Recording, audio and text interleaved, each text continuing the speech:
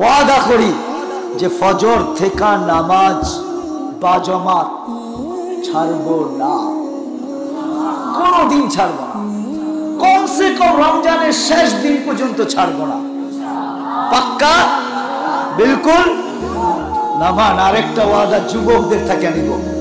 যুবক, তোমার পায়ে হাত রেখা বলি, কালকের থেকে করতে পারলে ভালো, যদি না করতে পারো রোজার 1 তারিখ থেকে নিয়া ঈদের পরের দিন পর্যন্ত তোমার পায়ে হাত রেখা বলি, খোদার ওয়াস্তে তোমার নেট কোনো গুনার কাজে ব্যবহার করো না।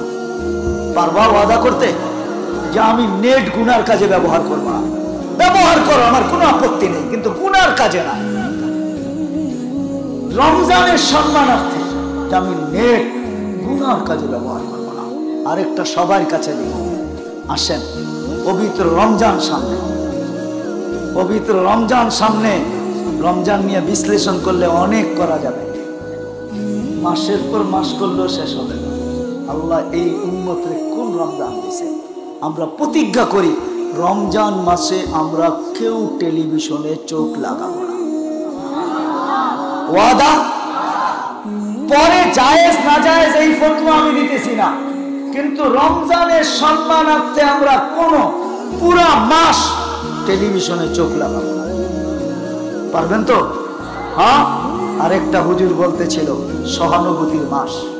আসেন, আল্লাহ যাদেরকে সামান্য সামর্থ্য দিয়েছে, 1 ঘোট পানি দিয়া রোজা খোলাইতে পারেন কাউকে, 1 ঘোট পানি দিয়েও যদি রোজা খোলাইতে পারেন কাউকে, যে আমি 1 ঘোট পানি দিয়া খোলাইতে পারি, আমার এতটুক সামর্থ্য আছে, সেও যেন রাস্তায় দাঁড়ায়, প্রতিবেশীর ঘরে 1 ঘোট পানি নিয়ে যায়, বলে আমার পানিটা দিয়ে ইফতার করে। আসেন, আপনি ইফতার করাবেন না, রোজার মালিক হবেন, কবুল রোজা আপনার আমলনামায় লেখা হবে।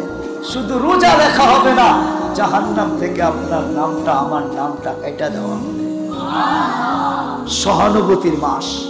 আমরা যাদেরকে আল্লাহ সামর্থ্য দিয়েছে, আমরা আসেন, আমাদের সমাজে যাদের সামর্থ্য নাই, এখানে যদি কেউ থাইকা থাকেন যে দৈনন্দিন প্রয়োজনের জিনিস বিক্রি করেন, আপনাকে আমি অনুরোধ করব, 11 মাস লাভ কামাইছেন আপনি, আমার কোনো বিপত্তি নাই, খোদার ওয়াস্তে 1 মাস কামায়েন না।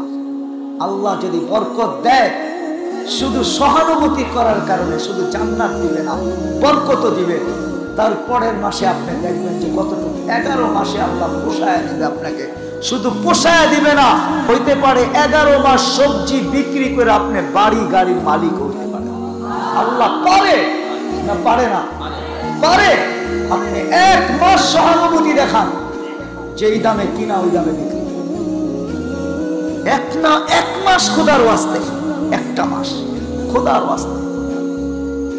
দৈনন্দিনের প্রয়োজনের জিনিস যারা বিক্রি করে মুনাফা ছাড়া যাচ্ছে না। আর যারা ক্রেতা তাদেরকেও বলবো, সে তো জান্নাত নিয়ে যাবে সহানুভূতি দেখায়া, আপনি জান্নাত নিবেন কি করে? আপনিও তার সাথে সহানুভূতি দেখান। সে লাভ নেয় নাই, আপনি বলেন 100 টাকায় তোমাকে 10, আমি 50 টাকার জিনিস নিলাম, তোমাকে 10 টাকা হাদিয়া দিয়ে গেলাম। আমারও